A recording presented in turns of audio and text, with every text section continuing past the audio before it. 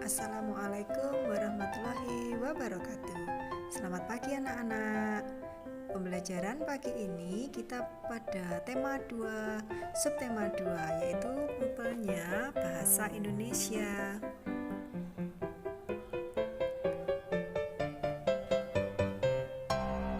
Materi kita adalah menggali informasi dari teks dan menggunakan kalimat efektif. Nah, cara agar kita bisa memperoleh sebuah informasi penting dari teks, ada beberapa langkah yang perlu kita lakukan.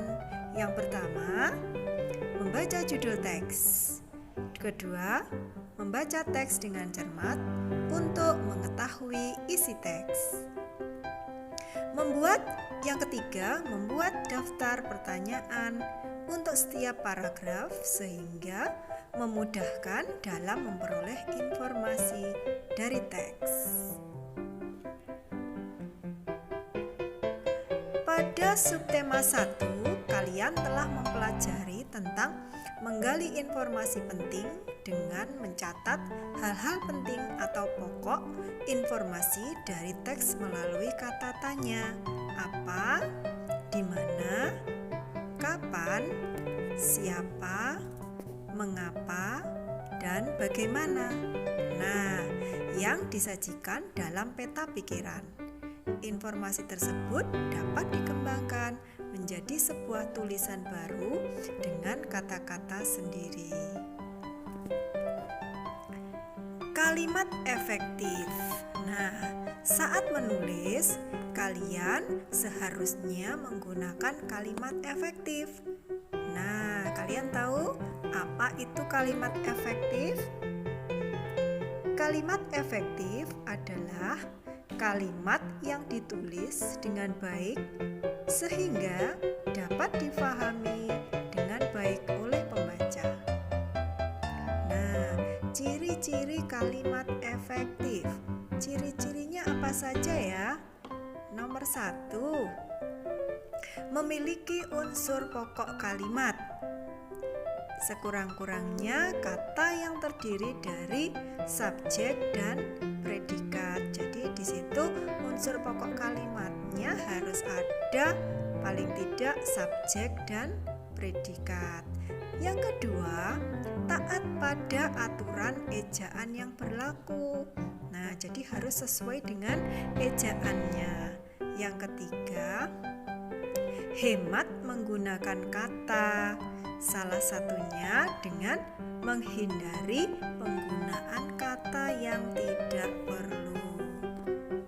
Kita lihat contohnya.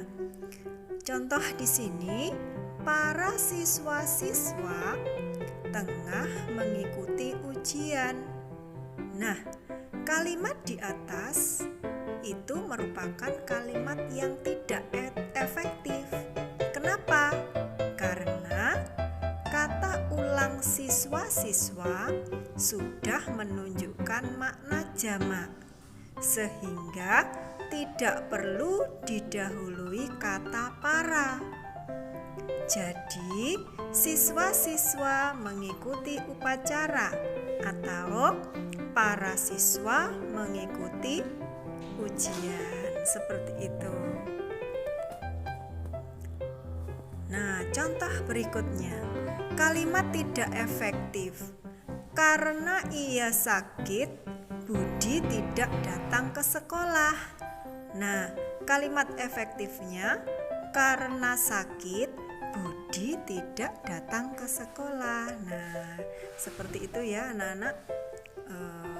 Contoh kalimat tidak efektif dan kalimat efektif. Berikutnya, kalimat tidak efektif. Dia hanya membawa bukunya saja. Di situ ada hanya, ada saja. Nah, kalimat efektifnya yaitu dia hanya membawa bukunya. Hanya itu memiliki makna yang sama dengan saja. Nah, berikutnya kalimat tidak efektif. Nah, di situ ada para tamu-tamu sudah tiba di tempat acara. Nah, di situ ada para, ada tamu-tamu. Nah, itu tidak efektif ya. Nah, kalimat efektif yang benar yaitu tamu-tamu sudah tiba di tempat acara. Nah, yang kedua, para tamu sudah tiba di tempat acara. Jadi kalau sudah satu, sebutkan satu saja, nggak usah para tamu-tamu. Jadi hanya tamu-tamu, para tamu di situ ya.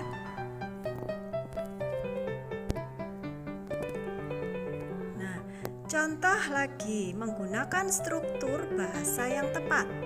Contohnya, pembuatan tugas itu Wati dibantu ayahnya. Kalimat tidak efektif.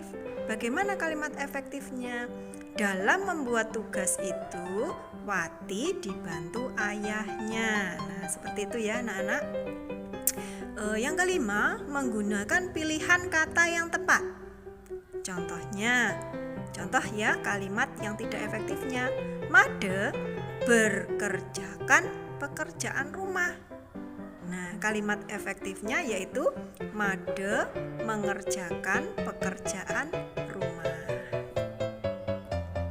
Nah, itu tadi ya anak-anak hebat yang telah kita pelajari, yaitu tentang menggali informasi teks dan menggunakan kalimat efektif. Nah, semoga bermanfaat dan tetap semangat untuk belajar meskipun kalian belajar dari rumah. Terima kasih. Assalamualaikum warahmatullahi wabarakatuh. Selamat belajar.